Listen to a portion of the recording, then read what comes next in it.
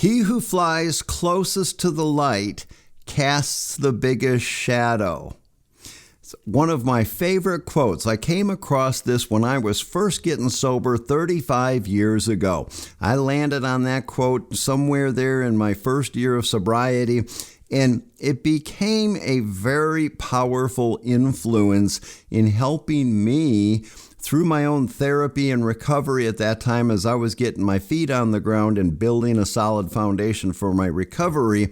This quote introduces the idea of shadow work, which implies having to take a look at the parts of myself that I don't necessarily want to have to look at. That's what shadow work is. And when you think about it, that goes to the heart of what addiction recovery is all about. Because isn't getting sober, ultimately we have to turn around and take a good hard look at myself. So what I'm going to do here in our talk today is we're going to dive into this shadow work, and ultimately I'm going to draw the correlation and show how important embracing our own shadow is in our efforts to ultimately achieve wholeness as a person. Because the opposite side of that is if I disregard the shadow, it's like I'm walking around with dragging this part of myself around and pretending it doesn't exist. And that wouldn't be whole, would it?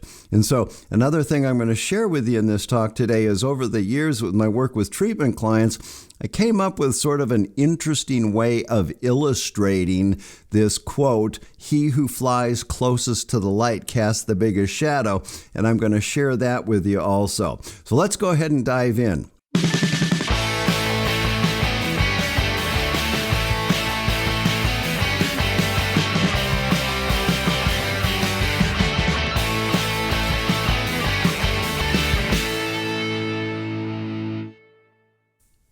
Hey, and so welcome to Jim Savage Recovery, where we're talking about all things related to addiction and recovery.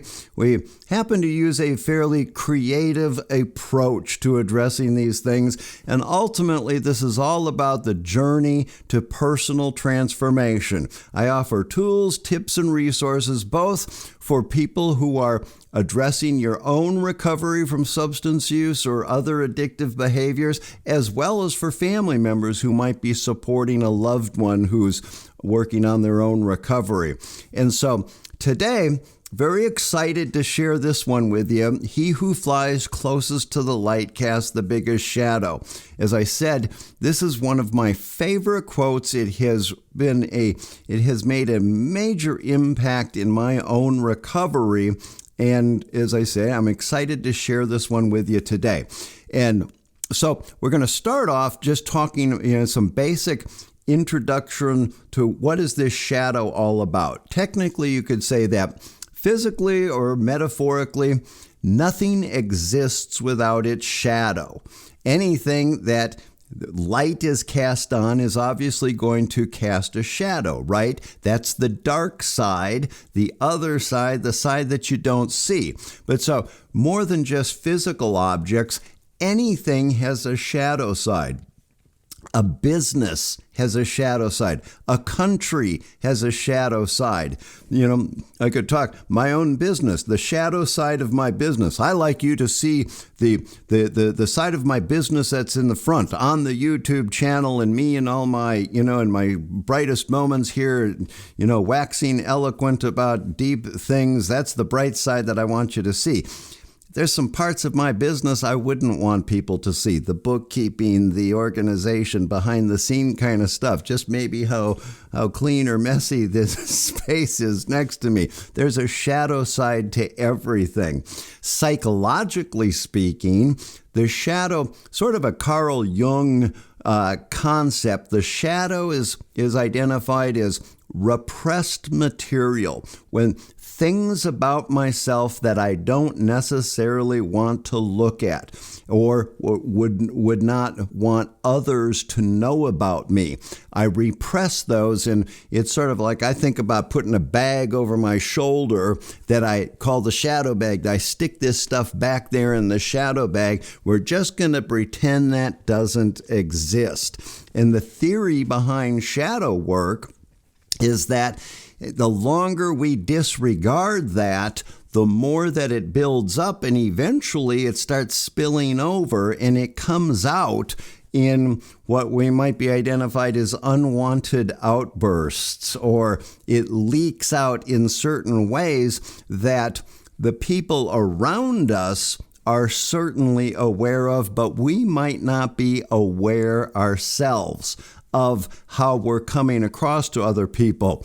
A great example that I use for this, some of you might be old enough to remember, I guess maybe it was in the 80s when Dana Carvey was on Saturday Night Live. They did a skit once where he played a character called Massive Head Wound Harry. And as the name implies, Harry had a massive head wound and his brains were spilling out of his head. And so the skit goes, he shows up at the party and Harry's a little lightheaded. He's a little woozy, but he's oblivious to what's wrong with him.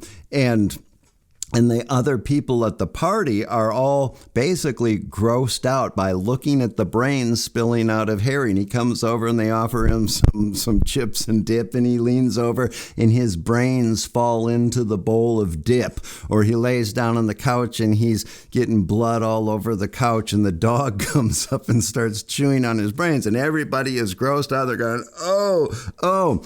And again, I think that's a great example for when we get to the point of consumed with our shadow. And to tie this into addiction and recovery, I believe that the addict who's consumed in the throes of their addiction, hitting bottom in our addiction, I think that person is consumed with a shadow. And I can just speak for myself. Whenever I talk about this, I go to picturing what I must have looked like in 1988 when I arrived at treatment, what I looked like to those staff workers that received me into the treatment center. And I was consumed with my shadow in the throes of my addiction. And it's not that I looked terrible. I wasn't emaciated and in awful shape. To the contrary, my circumstances of arriving in rehab, I was a relapsed drug counselor. And so I was using, it was a big secret. I was not letting anybody know that I was using. So I was very invested in looking good, right? And so when I arrived at the treatment center, there's nothing wrong with me, but I can only imagine how I came across to the people there at the treatment center. I was full of myself and arrogant and conceited and grandiose, and there was no talking to me. Yeah, I was talking to everybody else, and I think I talked an awful lot, and my ideas were the best ideas, and I was not teachable is what my guess was. As a matter of fact, there was one time my counselor pulled me up to the nurse's station, and I don't know why at the time it didn't quite register why he was doing this, but he pulled out my chart, and they take your picture, when they check you in, and he showed me, he wanted me to look at my picture, and he pointed, see, look at you, there I am. Nothing wrong with you. He was sort of making fun or illuminating the fact that how defended I was, but I think that was in response to him being in the presence of my shadow. Like, this guy is gross, like Massive Head Wound Harry. I'm going to pull up my slide here that has our quote here, "He who flies closest to the light casts the biggest shadow." Again, I was in the depths of my addiction, totally consumed with my shadow, dishonest, character defects galore, And again, I believe that that's where most of us are when we begin our recovery journey. So let me give you an example. When, as I said, I discovered this quote when I returned from treatment and I was studying, my own recovery and doing my own therapy. And that really registered when I started understanding what turning around and facing the shadow is, looking at the things inside of me that I don't want to look at, that I've been avoiding, masking through my addiction and other self-defeating behaviors. Then eventually I got back into working in the treatment field and I started incorporating this work with the clients that I was working with. And so I would, I did a lot of introducing this shadow work with the clients that I was working, and I would start to do this in group. And so picture this to illustrate this flying close to the light. If we go into a room and we turn off the lights and we have a flashlight, and I used to actually do this with treatment groups, and we would sometimes sort of ceremonialize this. We would play drums and sort of do a dance kind of thing where we would have one person, okay, you go to the edge of the room and I'm going to hold a flashlight, and you start walking towards the flashlight. And so I'll use myself as the example for this. If I'm walking towards the light, light in this case is not a good thing. Light is the center of the universe, me wanting to be the center of the universe. Me flying close to the light is, you can't tell me I'm above everybody else, and I'm ignoring myself. And so if I'm walking towards the light, and we would illustrate, this is so and so, this is you avoiding your feelings. This is you being dishonest. You get closer to the light, and I'd have the person put their arms up, and you'd see their shadow on the wall behind them. And the closer they get to the light, the bigger that shadow would come in. It starts getting up on the ceiling, and here's you being, people starting to confront you and say you need to look at your substance use, and you yelling at them and throwing them off, and you're getting closer and closer. And here's you, projecting your problems onto everybody else and blaming everybody for your problems. You're getting closer, and if they're arms are up, extended over them, eventually as they get closer to the light, you see these arms coming up, and it's like a monster filling that room, and it completely overtakes the person until they're up there right next to the light. And it's this grotesque, scary illustration of being consumed by the shadow. That was me showing up in the treatment center. But then if we turn and face the light, okay, I arrive at treatment, and I happen to believe this is one of the reasons that the 12-step program is so effective, is because it is all shadow work. And each one of the steps, not just one step, each one of the steps in their own successive way does a great job of helping us stay focused on ourself, shadow work, as opposed to deflecting and looking back at what's wrong with other people, etc. And so, step one, having to look at my relationship with substances. Okay, I got to be honest with that. Steps 2 and 3, am I teachable? Am I open to guidance, or am I running my own will? And you continue through the steps, taking inventory, repairing relationships. All that stuff is about having to look at things that I haven't wanted to look at. So again, beginning recovery is like turning away from that light and starting to move towards the shadow. And so then as I start, or the person who's doing this in our example starts moving towards the light, I'll say things like, okay, this is me starting to be honest with myself about my relationship with chemicals. This is me owning the fact that I have this fear about this stuff. This is me looking at this part, and I'm moving closer or further away from that light, the shadow's starting to get smaller. And then we continue doing more work, self-examination, therapy, plumbing the depths of the issues that I need to explore, in therapy.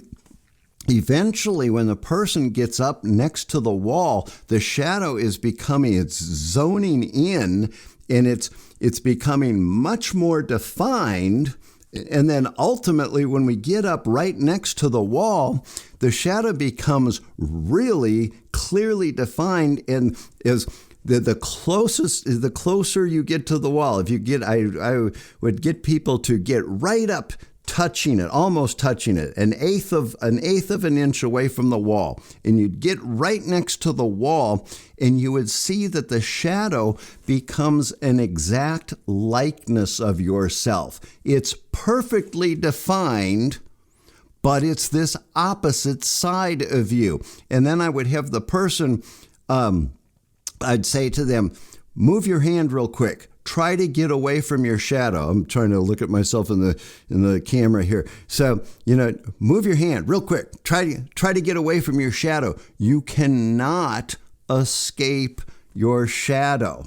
And then, like I say, sometimes we'd be doing this in sort of a ceremonial way, and we'd be doing drums, and I'd say, maybe experience your shadow, dance with your shadow. We'd have the drum beat going, and we'd start singing. And what that would effectively illustrate is a person becoming intimate with themselves, recognizing, and here's where that word wholeness comes in, because when you think about it, when you're going towards the light and you're disregarding an entire part of yourself. There's a whole lot of myself, these feelings that I have, secrets that I carry around. Say for instance, here's another example of shadow, stuff that ends up in the shadow. Say a person grew up in an alcoholic, abusive home, and they have feelings about that they don't like to feel themselves, or that could also represent stuff that they wouldn't want others to know about them. And that's shadow stuff. And I've got another slide here. It says, this is a quote from Robert Bly, "Any part of myself that I do not love or embrace will become dangerous." That's another powerful statement. Any part of myself that I do not love or embrace will become dangerous. And so again, I think that you can probably see how this applies to when I ignore that stuff. So many of us end up in treatment after, years of addiction, and we start doing therapy, and we start, digging into our upbringing and what kind of secrets are we avoiding dealing with, and how has that been coming out, or how has that become dangerous to myself by not embracing those parts of myself, right? Okay, and so a person, going back to our person, dancing with their shadow against the wall in this exact likeness of themselves, and in relative to our journey to wholeness, if we're disregarding the shadow, it's like Massive Head Wound Harry. He's walking around pretending a part of himself doesn't exist. And if I'm ignoring those parts of me that I don't want to have to look at, my feelings and secrets, etc., that's like carrying dead weight and pretending it's not there. I'm walking around disabled because I'm lugging this part of myself with me. I can't get away from it. It's there. It's seeping out, and it's having an effect on the people around me, but I'm oblivious to it happening. That's not being whole, correct? But then when you have this beautiful image of us up against the wall, dancing with our shadow, and we see, here's the ultimate lesson in this, is that I can love myself, warts and all. Of course, each one of us has parts of us that we would not want others to know about. Parts of, that I have fears that I would be embarrassed if you know about some of my fears and things like that. And that's okay. Or I have character defects, areas where I come up short. Again, that's okay. But the only thing, you shouldn't say it this way, that's not okay is if I ignore it. Acknowledging that, turning and facing the shadow, you know what? I can love myself, warts and all. I'm okay, even though I'm not perfect, and I've got this pain, and yeah, it might take a little while longer in therapy to work on it, and I have fears about working it. That's okay. I'm not perfect. I can embrace that. And that, you tell me, doesn't that sound like what really is moving on this path towards really achieving wholeness? And so to recap this, what we've talked about is that he who flies closest to the light casts the biggest shadow. The shadow is made up of repressed material. We all have things that we don't like to look at about ourselves. Flying close to the light is when I'm being defensive, when I'm projecting, looking out at what's wrong with other people, blaming other people for my problems, avoiding taking responsibility for my issues.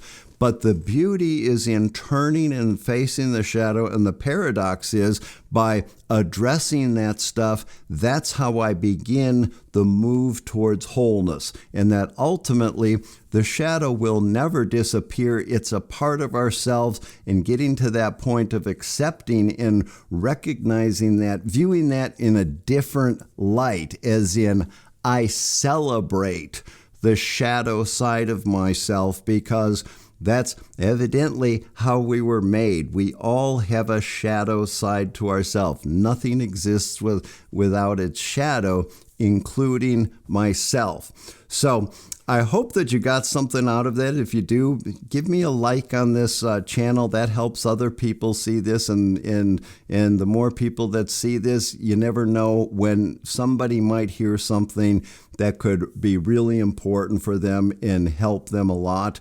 I'd love to hear your comments below, and I will look forward to seeing you next time. Bye.